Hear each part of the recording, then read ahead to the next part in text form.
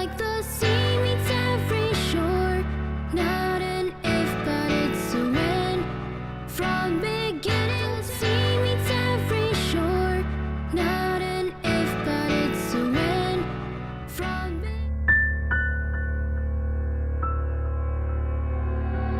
like the sea meets every shore, not an if but it's a when. From beginning, the sea meets every shore, not an if but it's a when. From beginning to the end.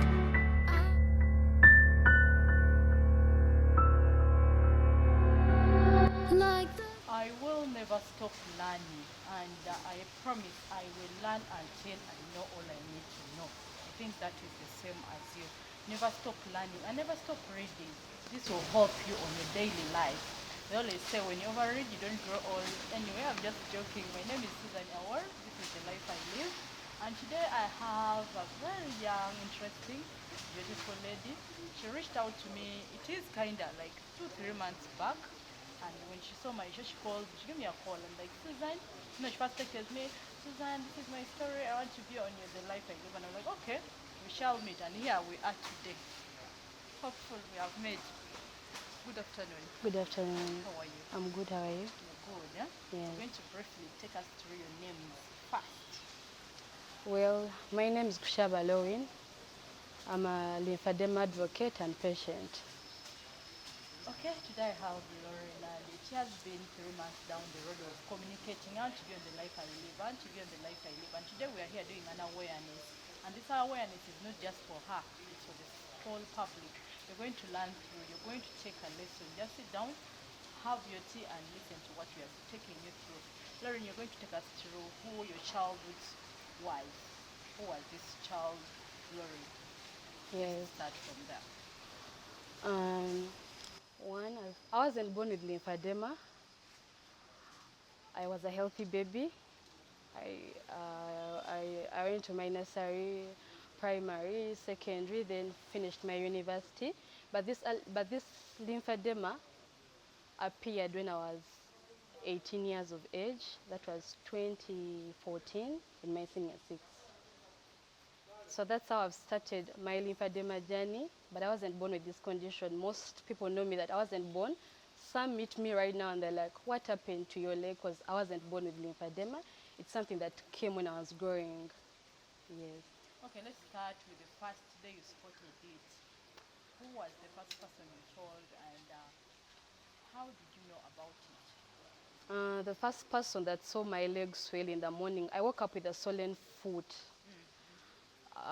It was morning, we had to go for classes, and then my friend told me, you have a swollen foot. So when I tried to wear my shoe, the shoe wasn't fitting.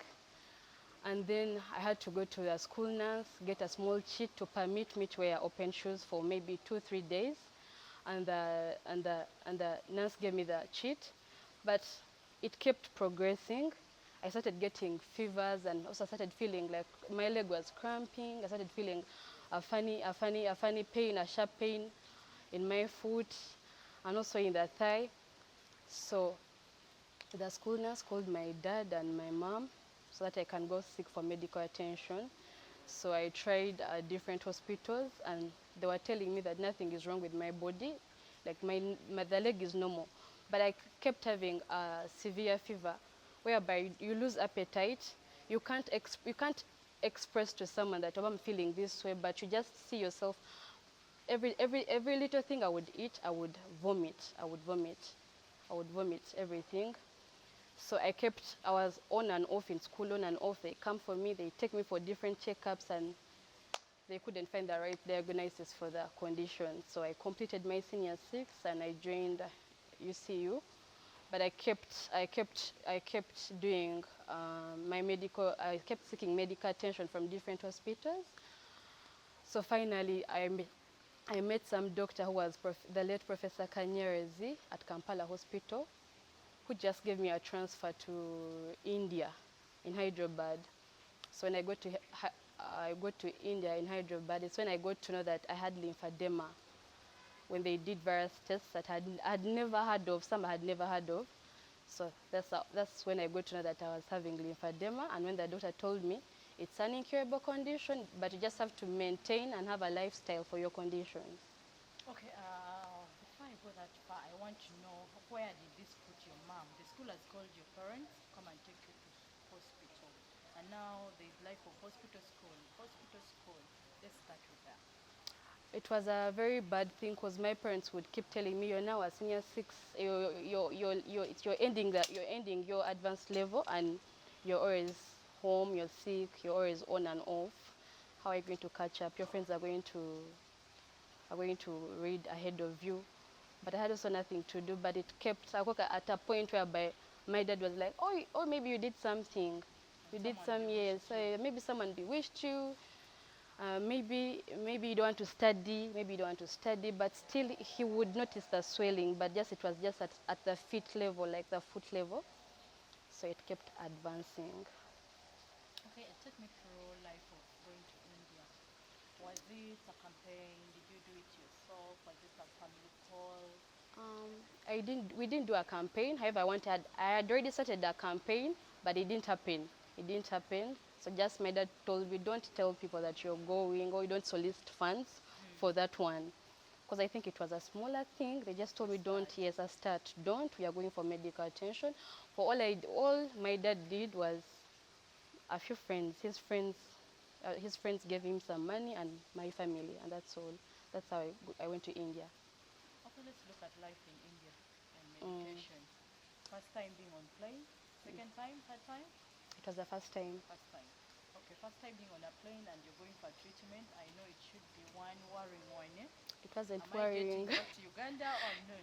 No, it wasn't worrying. I was super excited. Really? Number one, I was very sure that my leg is gonna get better. I was super excited because I kept telling my friends that, you guys, I'm going to India, but make sure you buy me heels, you buy me nice pants. I'm coming back, I'm going to rock all the nice pants. My leg is going to get better. So it was my first time going on the plane. So we reached India. I got a break of 2 days before heading for different tests. But after doing a few tests, and then they had already connected me to a vascular surgeon, stroke and lymphedema surgeon, who told me that you're already having an advanced stage, so we can't operate because we are not well conversant with people that have advanced stages. We only know people that have those stage 1, but mine was already stage 3, so they told me they can't do anything about it. Only what he did was to teach me how to manage the condition, but just told me it's incurable. It was heartbreaking. I cried, and my mom cried too. It was heartbreaking knowing that there's no cure for my condition. Yes. Okay, I'm going to just see that where she said it's your condition, because the first time you sent me your photos, actually you sent me photos of 2 girls. And I kept asking, where is she? What is this one? But I was the one. Because you were the one, and I'd never heard of this. It was my first time hearing it. And like the name you sent me, I'm like, I had to first go to Google. Then Google had to display for me photos. I'm like, okay, then she's the one. Okay, now let's look at you got the treatment, the smaller treatment you got from India. Was it helpful to you, according to you? No. The treatment I got, I think because he was a vascular surgeon, but mainly was specifying with maybe people that with DVT signs, like the deep vein thrombosis gaze. He just told me to go purchase a pump, a device that compresses my leg. Also, he took me through measurements of my stockings, getting compression garments, and he told me to diet and exercise. That's all. Because I had another issue of the knee, so we all focused on the knee, because I told them I have an issue with my knee. When I'm walking, I lose balance. So that's how he told me, you go to orthopedics to work on you. That's how I got a surgery from India, but it wasn't specifically for lymphedema. It was something different. The knee also had its own issue, so we worked on the knee. Most times I gave it to the knee because he couldn't take me through the manual lymphatic drainage massage. All he did was take me to the orthopedics, and they started working on my knee. I spent there 3 months, and I was just working on the knee, not lymphedema. I said at start, I am learning, and I hope you're learning. This one show will bring you different people taking us through their life story, and some of these life stories are what is picking a lesson out of them. Some of them you would sit down and be like, okay, if this came into this, I would be doing this. And today we have Lauren. Just in case you've just joined, my name is Susan, and this is the life I live. I have Lauren with me. She is trying to do awareness to make sure this condition is known to everyone out there. People should have the right idea. Yes. That's your main cause. Yes. People should have the right idea of what causes it and what. Let's look at some of the challenges you face. When I think, let me first define the condition for people to know what lymphedema is. Lymphedema is a chronic swelling caused by built-up fluids stuck within the tissues, or when there is a malformation in the lymphatic system, which is deficiency in the lymphatic system.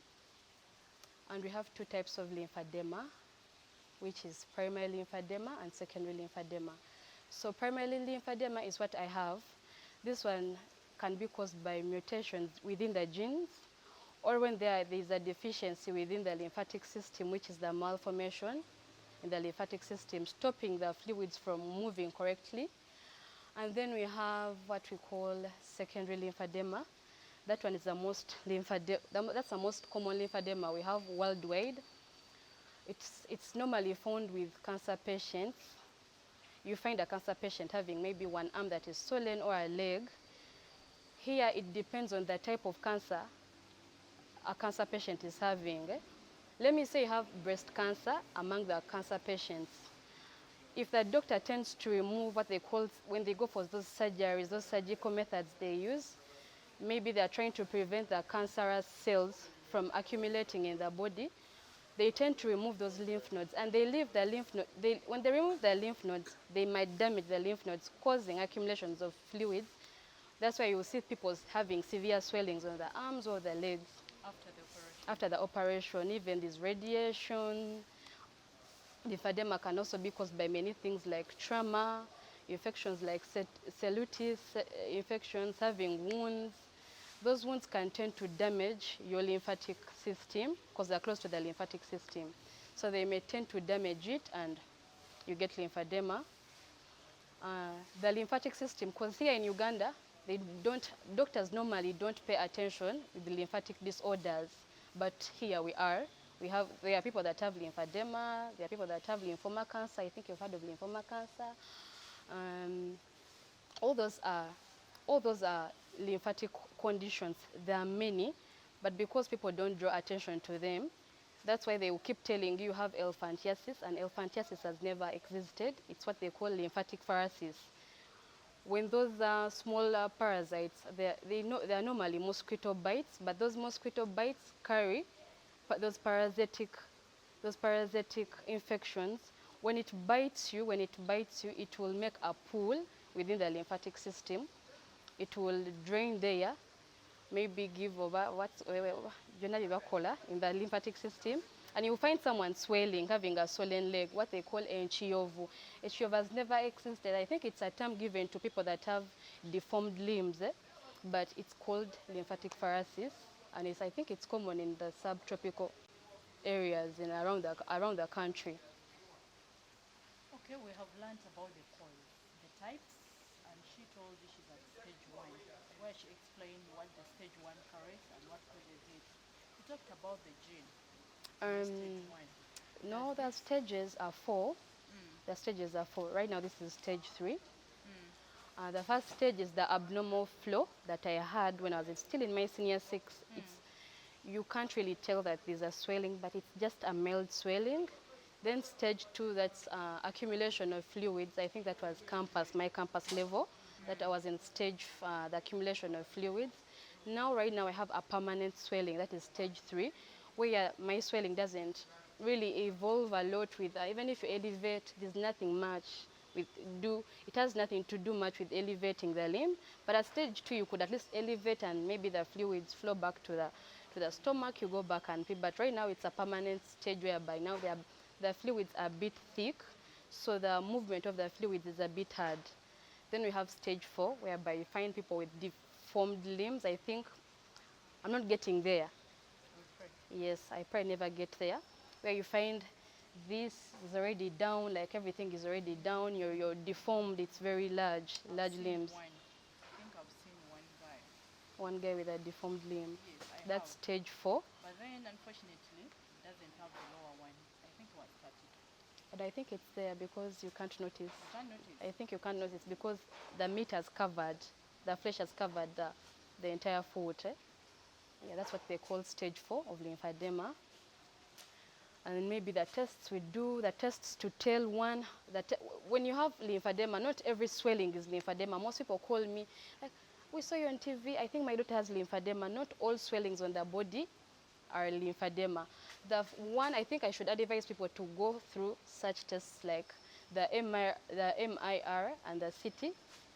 That's the same test. I think those are sound wave tests. And then we have what we call the lymphadenography. We don't have one in Uganda. You just have to fly to countries that have those tests. That one is a radioactive dye that they inject in the lymphatic system to visualize the entire system, to show whether you have a blockage in the system. For it, it is there to show you whether you have a blockage in the lymphatic system, and it's there to tell what type of lymphedema do you have. Then we have what we call the Doppler ultrasound. We have it here. At least we have the MRI and the CTC and the Doppler ultrasound. We have those ones here. Those are sound waves. Those are sound wave tests that can be done by your doctors here. But not every swelling, not every swelling is lymphedema. You could be having a kidney issue. You could be having a liver issue, or you could be having maybe cardiac problems like DVT, but not every swelling is lymphedema. The whole show I'm just trying to nod my head because I'm learning enough. Not just enough, I hope you're learning. Let me hope you're learning because I, for 1 year, I'm learning. There are a lot of things I be thinking I know things until I host someone and then they challenge me to be knowing conditions and I be like, okay, there's even this one. Okay, you talked about a gene where I picked interest. Yeah, Does gene this mutation. If once my grandfather had it, I can have it. Yeah, I think that's what we call genetic. Those are genetic issues. So I don't know who had it in my family. I think I'm the first person to have lymphedema, but it's what they call primary. That one at times it can appear at birth or like adulthood, in your adolescent stage, like just like mine appeared. I grew up with my normal legs. 18, I enjoyed my 18 with my normal legs, not until signs started showing up, having a swollen limb. Okay, you're going to take me through the challenges. Maybe even 10, even 100, it's okay. Provided we can fill them together. The challenges I've faced, or I'm not talking, I think the challenges we face as lymphedema, because they are the same challenges everyone faces. I cannot face that thing alone. I've just realized every time I meet new patients, my lift mates, we always have the same challenges. They're always the same challenges, maybe according to sizes of their legs. But the first challenge is delayed diagnosis.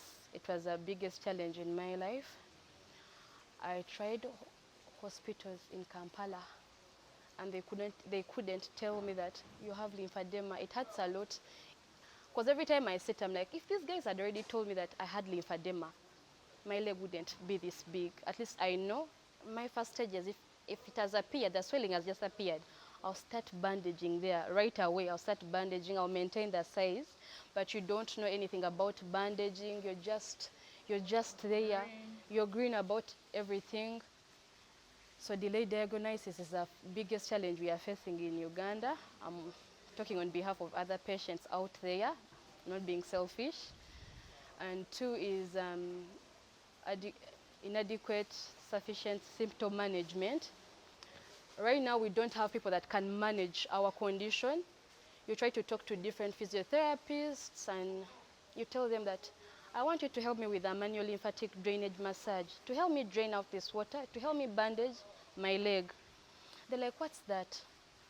What's that? What is the MLD? I'm like, those are the CDT four components of the lymphedema. Like, is there any way you can help me so that maybe I can come twice in a week? You help me to reduce my leg.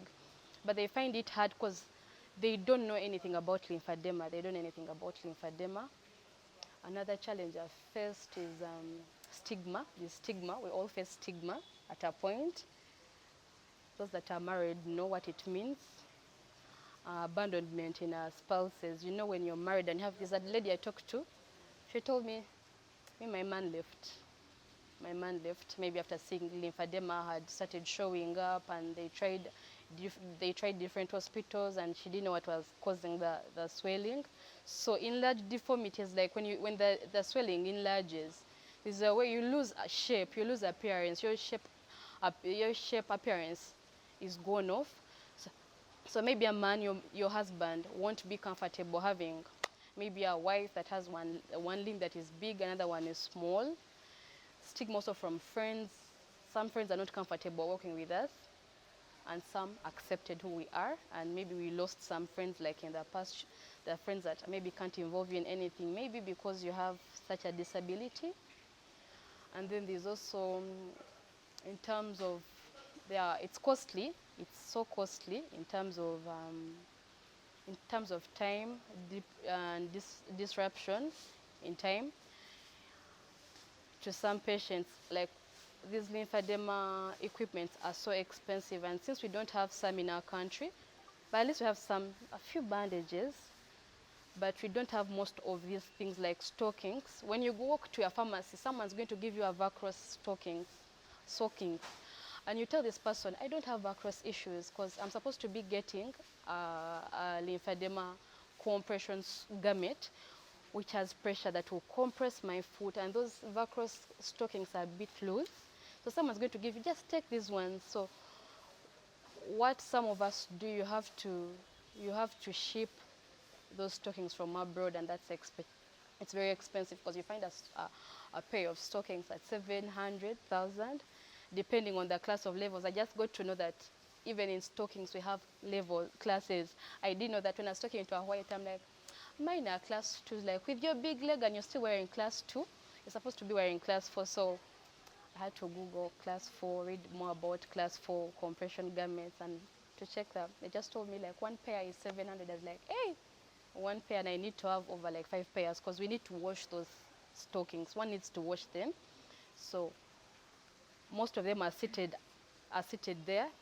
They don't know anything about lymphedema. They are not compressing their limbs, but they're just seeing increase in the limb, because we can't purchase all we need in time. Okay, does this mean you have to tie your leg On every now and then? Yes, from morning. Even when you're at home? Yes, from morning to evening, your leg should be in garments, because you're trying to fight those fluids from just enjoying your body, just to give the body mass. So when you compress, there is movement of the water, of the fluids. At least the fluids will go back to the blood tissues, and then the leg will reduce a bit. In case you want to give a hand to her and you feel it is worthy a cause to change her life, at least make her live that, she said it permanently, but when it is reduced, she'll have a better one. Please, we are going to give you her numbers, and you'll reach out to her, because there's that saying that says, a hand that gives receives. And when you give with the right mind, God blesses you. I want you to take me through Management. the campaign. You're doing a campaign. Mm. Did you ever think of this campaign, or it just came because you need to go to hospital? Because I had never stopped doing research. Even when I got to know that I had lymphedema, I kept doing research. Finally, and interacting with other patients, like international patients, I kept interacting with most of them that have the similar condition I'm having. So I got to know that most of them have leg reductions, because I would ask, you don't look like you have lymphedema, but why are you putting on compressions? And some are like, we had those surgical, I had surgery, like maybe 3 phases. Others are like, we have, in my country, because when I talk to someone from the US, it's like, me, I'm so lucky, I'm so blessed to be in this country.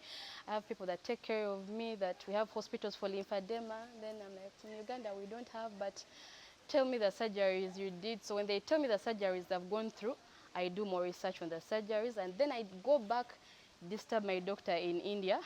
I disturb that doctor. I always tell him that this is happening, and he's like, go and talk to a doctor in Uganda. I'm like, I don't have any doctor who's going to help me. All they do is they push you away. You go to hospital, someone is like, maybe you even have elephantiasis.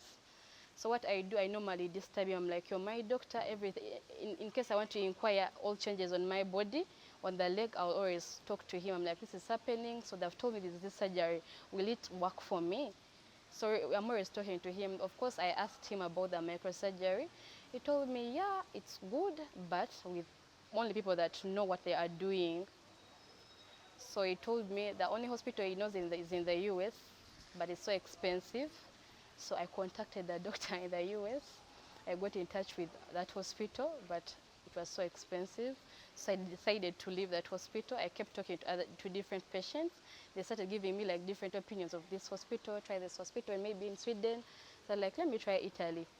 So I talked to the doctors in Italy, and they told me, send your pictures of the leg, we see, and send the test if you have the lymphatic test. I think if you don't have it, no one will give you a feedback unless I'll tell you, come over and do the test. So I had my lymphatic test that I did in 2018 to confirm that I have lymphedema.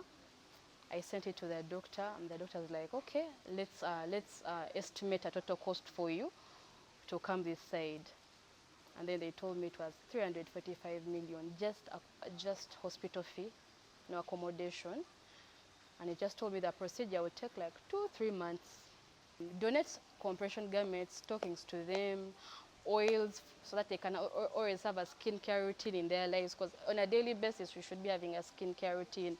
You can decide to go buy olive oil in a supermarket or in any shop and give this person that is having a swollen limb to always smear on the affected limb, so that the limb doesn't dry up or it doesn't bring infections. Because if you leave the limb without skincare routines, there are high chances of you getting infections and damaging the skin, maybe the sun, you're having a broken or cracked skin. Yes. And from me to you, this program airs every Monday, 2:30 p.m. And today I had Lauren, who was doing awareness. This awareness is just not for herself. She's trying out to reach out to people, where she mentioned government to come in and help. And where I'm seated here, I'm at Fairway Hotel. Fairway Hotel, it is at the city center. You can go to Google about Fairway. They have the best services for you. And in case it's your first time getting this program, we host persons with disability. Try to give them a platform to speak for themselves, and persons with chronic diseases, AIDS, cancer. People come and share their stories, what they go through, how they manage life. And these stories are just not shared here, but they inspire someone out there. They change lives of many. And she's one of them that when she saw this program, she told me, I want to be part of it. And from me to you, we believe I can, you can, we can. The life I live, the life I live. Not an if, but it's a when. From beginning to the